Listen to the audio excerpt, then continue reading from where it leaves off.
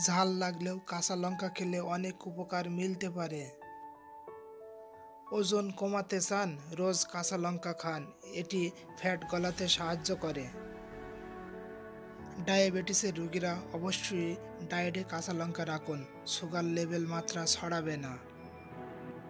কাঁচা লঙ্কায় vitamin C রয়েছে, যা ত্বকের জেল্লা বাড়াতে ও রোগ প্রতিরোধ ক্ষমতা বাড়াতে সাহায্য করে।